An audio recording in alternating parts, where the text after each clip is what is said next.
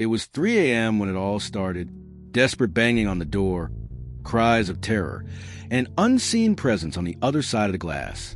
In a dangerous neighborhood with a recent history of break-ins and constant tension, my brother was already prepared for the worst. But what we found left us breathless and made us question everything. Who was that child? What was she doing there alone, in a panic, in the middle of the night? And the most disturbing part, what was really happening that night? One summer, I met this guy named Matt while I was out at a bar with a group of friends. We were watching a Cubs game on TV, and I ended up chatting with him. You know, one of those spontaneous connections that just happens. As we talked, my group kind of drifted away, so Matt pretty much only interacted with me. He didn't really meet anyone else from my crew. Eventually, we exchanged Instagrams. He had a decent number of followers, and his photos made him look like your typical 20-something. Into going out traveling, staying active, seemed like a pretty normal guy. After we swapped info, I went off to find my friends again. Honestly, when you vibe with another dude at a bar like that, the odds of actually staying in touch afterward are super low. There's always that, yeah, I'll hit you up kind of energy, but by the next day, once you're sober, the interest just fades. But here's the twist. The next day, which was a Saturday, I went out again with my friends to another bar, this time an outdoor spot by the water. We were celebrating my friend Tyler's birthday. During the celebration, I posted a story on Instagram showing everyone singing happy birthday. About an hour later, we had already finished dinner and were just hanging out in the outside area of the bar when suddenly I felt a tap on my shoulder. I turned around and there was Matt. He greeted me with a big smile and a quick handshake, saying this place was his go-to Saturday night hangout. I went ahead and introduced him more formally to my friends this time, throwing out a casual, "Hey, you guys remember Matt, right?" Even if they hadn't actually talked to him the night before, most of them had at least noticed him around.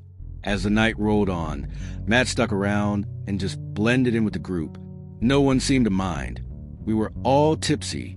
The vibes were good, and everyone was just in that carefree weekend mood. The next time I saw Matt was when he hit me up to go golfing. It was a scorching hot day, and while I'm definitely not great at golf, it's something I've been wanting to improve.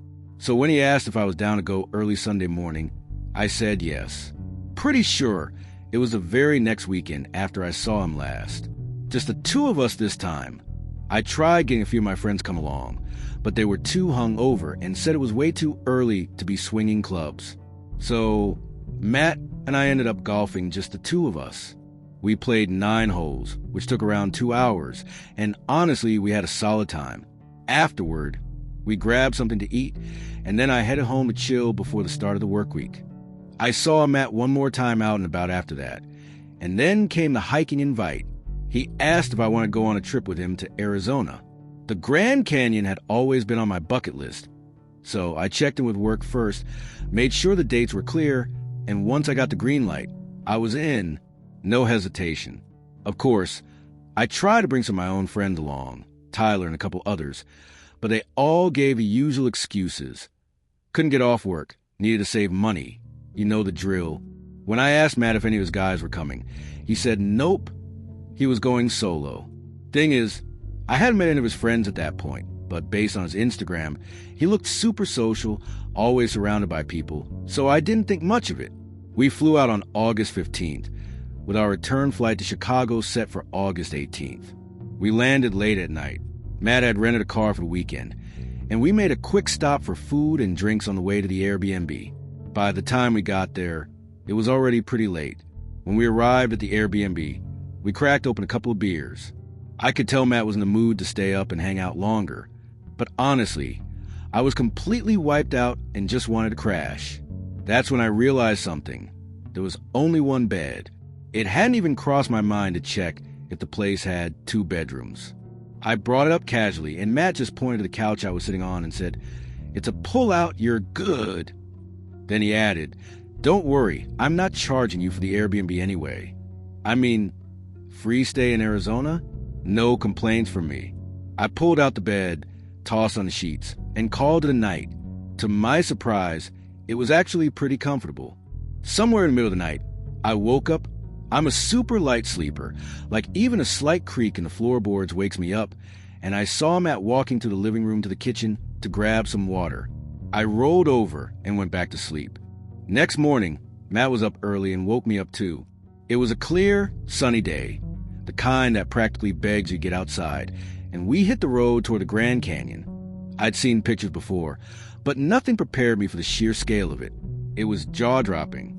We chose to hike the Bright Angel Trail, and that's when I quickly realized I was not in the shape I thought I was. Matt, meanwhile, was completely fine, joking around, telling me to keep up, while I was practically drenched in sweat, gasping for air. We stopped off and take breaks, which I was grateful for, and snapped tons of stunning photos along the way. The views were unreal. After hiking for about 2 to 3 hours, we made it back to the car, and I was starving. We grabbed some food at a deli on the way back, then made the long drive back to Phoenix.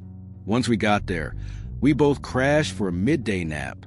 Later, we rallied and decided to explore the city a bit.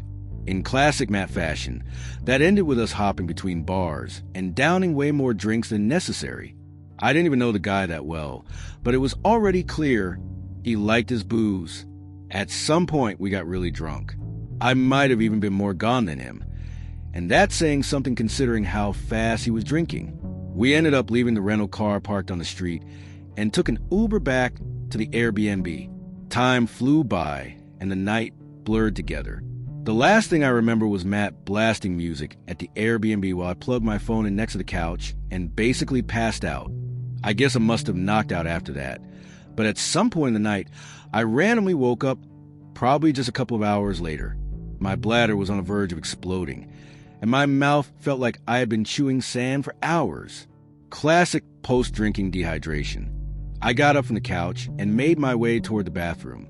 As I walked to the dark living room, I suddenly heard something, this sharp creak, like something shifting under pressure. I froze, glanced around, tried to adjust my eyes to the dark, but saw nothing out of the ordinary. Figured it was just a house settling or something, and continued on. While I was in the middle of relieving myself, I heard a soft click. It sounded like a door closing. Had to be Matt's bedroom. When I finished, curiosity got the best of me, so I walked over and tried the door. Locked. I knocked once, twice, no response. I shrugged it off, not wanting to overthink it, and headed back to the couch. I fell asleep again without much trouble. Next morning, I woke up around 8 a.m. with my head pounding. Total hangover mode, but something felt off. The first thing I noticed was my phone. I had plugged it in on the floor next to the pull-out couch the night before. I remembered that clearly, but now it was on the table beside me, totally unplugged. I tried to figure out why I would have moved it, but chalked it up to being completely hammered. It was the only explanation that made any sense. That day, hiking was absolutely off the table. There was no way I could have handled the trail without throwing up. So instead, we Ubered back to where we left the rental car and just cruised around town, explored a few neighborhoods, admired the desert scenery, and even checked out the botanical gardens. It was a chill day overall, which I appreciated.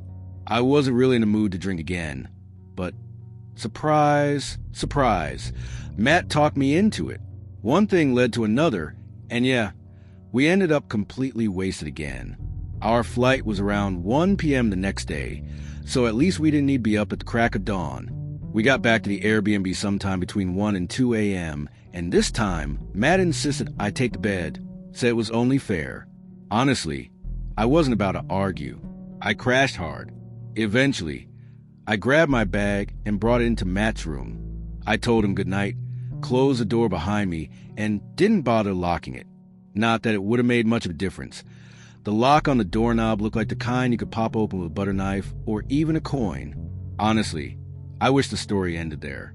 I wish we had just flown home the next day and that everything had been normal, but it wasn't. Sometime that night, not long after I fell asleep, I woke up suddenly and without knowing why.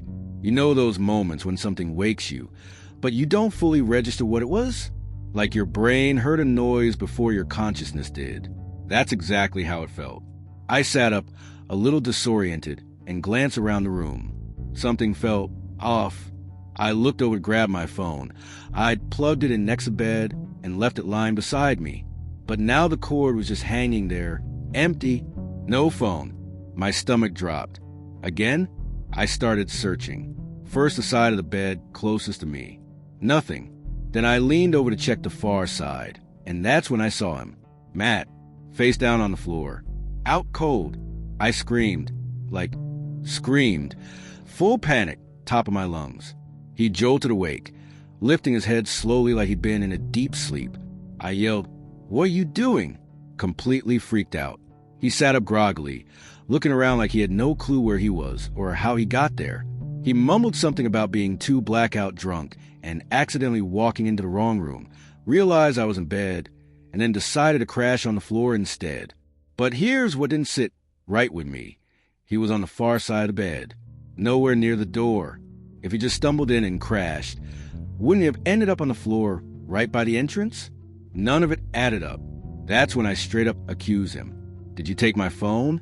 He looked at me like I was crazy, played dumb, shrugged and said, "Check under the bed. Maybe it fell or something." Then almost too quickly, he got on his knees, peeked underneath, and immediately said, "Bro, here it is," before pulling out my phone like it had been waiting for him. I just stared at him. Something in me shifted at that moment. The vibe changed.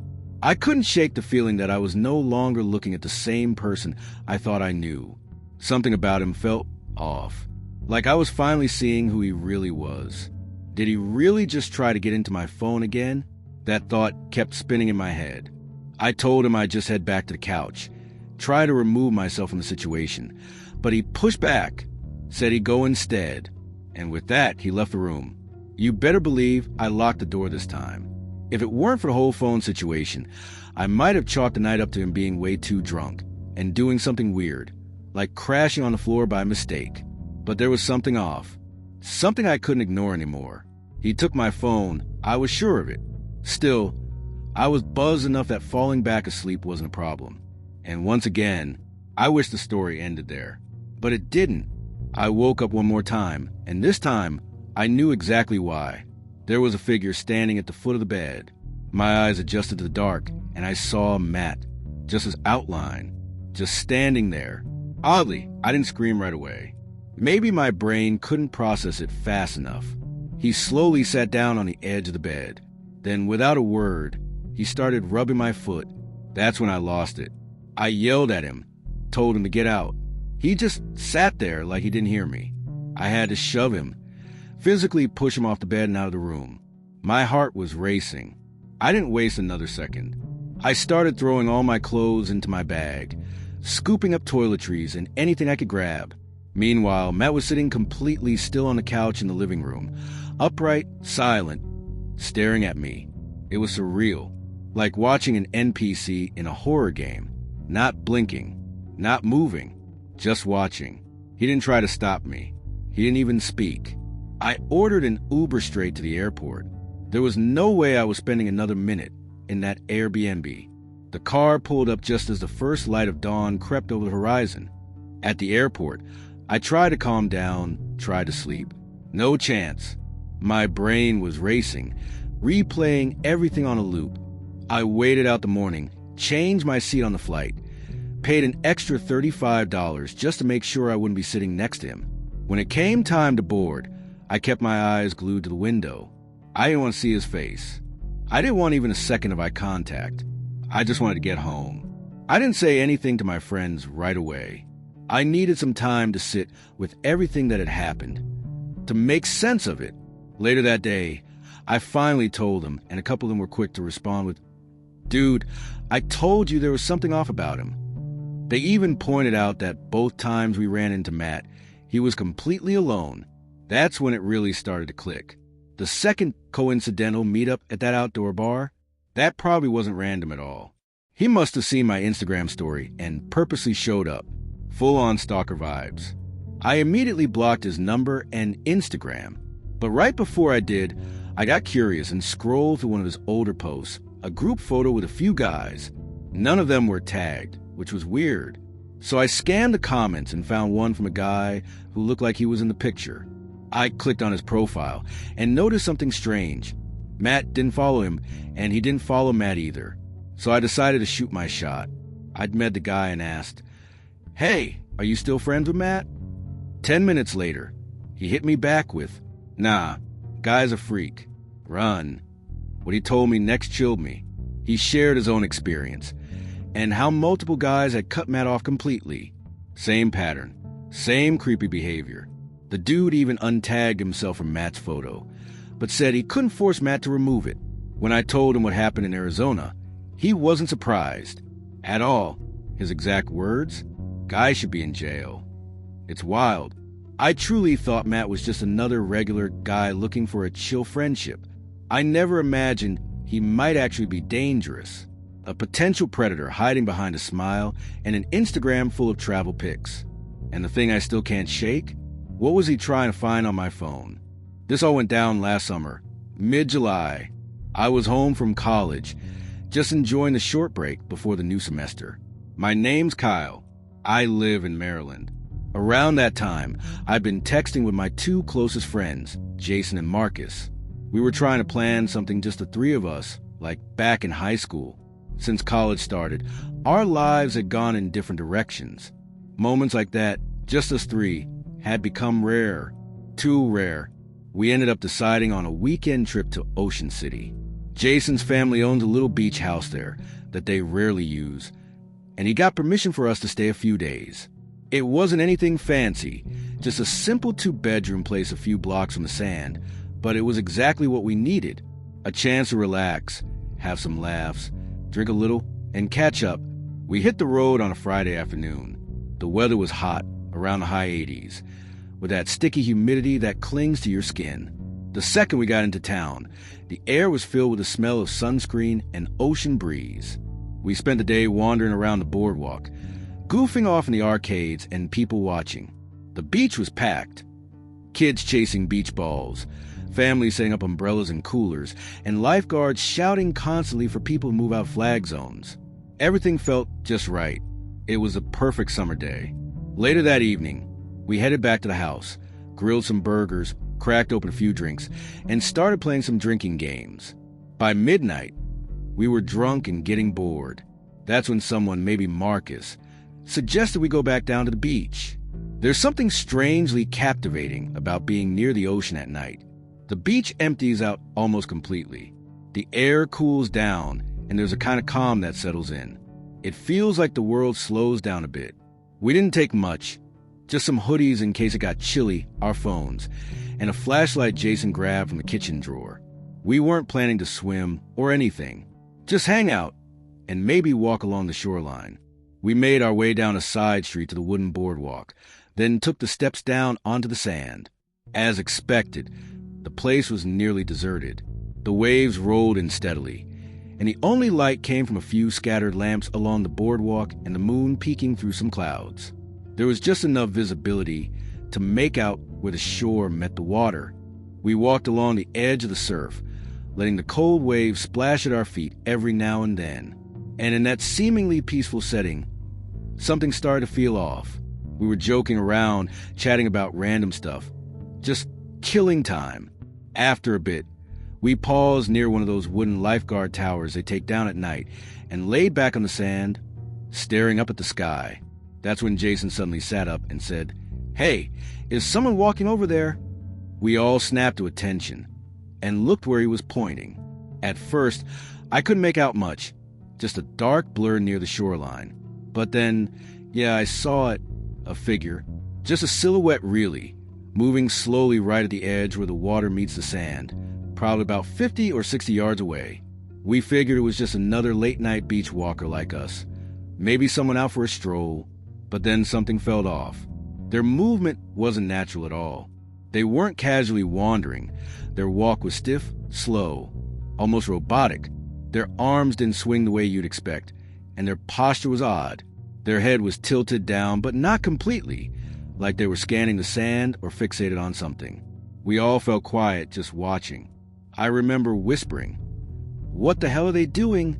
Marcus guessed maybe they were searching for something. Jason joked it was probably a drunk tourist who lost their keys. We laughed it off and went back to messing around, but I kept sneaking glances at that figure. Minutes went by, and then I noticed they'd stopped moving, standing perfectly still, now definitely closer, maybe just 30 yards away. That's when the unease really crept in. We tried not to stare or shine our flashlight their way, but it was getting impossible to ignore. Something about the whole thing was seriously wrong. Finally, Marcus said, "They've been standing there for like 5 minutes. Who just stand like that?" Then Jason said something that made my stomach drop. He whispered, "He's not just standing there. He's staring right at you, Kyle." At first, I wasn't sure if he was messing with me. I gave a nervous laugh and said, "No way, he's looking at the sand." But Jason shook his head and insisted, "No, seriously, look closer." His head's tilted toward you. That's when Jason turned on the flashlight and pointed it straight at the figure. Honestly, I didn't want him to do that, but before I could say anything, the beam flickered on. The light hit the figure for just a brief moment before the battery started dying and went out. But that tiny flash was enough. I saw him clearly. His skin was almost grayish-white, shirtless, with wet jeans soaked from the ocean. His arms hung completely limp by his sides. His head was tilted at a strange, unnatural angle, not broken, but definitely off. And his eyes, they were wide open, almost bulging. The instant the light touched him, he moved. Fast, without warning, he burst into a full sprint straight toward us. It was terrifyingly unnatural. There was no warning, no build-up. He went from totally still to full speed in a flash, like he'd been launched forward. All three of us screamed and took off running, not daring to look back. I could hear Marcus yelling, "Go!" behind me as our feet pounded the sand. My lungs were burning. But we didn't stop until we reached the steps to the boardwalk, then kept running until we hit the street. Only then did we finally glance back. But he was gone. The beach was empty, with no footprints following us, just the steady sound of the waves crashing. We stood there frozen, trying to process what just happened. On the walk back, nobody said much. Once inside the house, we locked every door and window, pulled the blinds tight, and stayed up all night until the sun came up. None of us could sleep. I kept expecting to hear a knock or see that pale face at the window, but thankfully, it never showed. The next morning, we tried to laugh it off, joking it was probably just some creepy homeless guy trying to scare people. But deep down, none of us bought it. The way he moved, how he appeared out of nowhere in the absence of footprints. It didn't add up. We stayed one more night, but didn't leave the house again. Early the next morning, we packed up and left. Weeks later, just when we thought it was behind us, Jason texted me. He said he'd been having the same nightmare over and over again. He'd wake up to see that same guy standing silently in the corner of his room, soaking wet, head tilted, just staring without moving or saying a word. I told him how creepy that was, but I didn't admit I was having the exact same nightmare. Everything was identical. The figure, the stance, just standing there in my room, completely still and silent. Sometimes I wake up thinking I hear wet footsteps echoing down my hallway, but when I check, no one's there. Then, just last week, almost a year later, I was scrolling through a local Facebook group about Ocean City happenings. Someone had posted a photo taken the night before on the beach. It was grainy and dark, but I immediately recognized what they were talking about. The caption read, "Does anyone know who this creepy guy is, standing by the water around 1 a.m.? I clicked the photo. It was blurry, but there was no doubt it was him. Same posture, same pale skin, just staring down at the water. The comments chilled me even more. Dozens said they'd seen him too. Some claimed he stood there for hours. One person said they watched him walk into the ocean and never come back out. Another mentioned finding wet footprints on their back porch, 2 streets away from the beach, with no prints leading to or from them. I still don't know exactly what we saw that night, but one thing's clear. I'm never going back to that beach after dark. I grew up in Massachusetts, spending every summer in a classic New England coastal town, the kind you instantly recognize if you've been there. I had a big group of friends, and we'd get into all sorts of mischief after our day jobs. I was 19, like most of them, and had just finished a job as a dockhand. One night, like usual, I messaged my friends to plan what to do. I picked up my buddy, let's call him Emerson, from his job since he had a fake ID and could grab the booze. After getting the drinks, we headed back to our small town. We decided to take my family's boat, one I was allowed to drive on my own, and have a few beers while waiting for the rest of the crew to finish their things. We cruised around the peninsula to a popular anchoring spot where a few boats were already parked.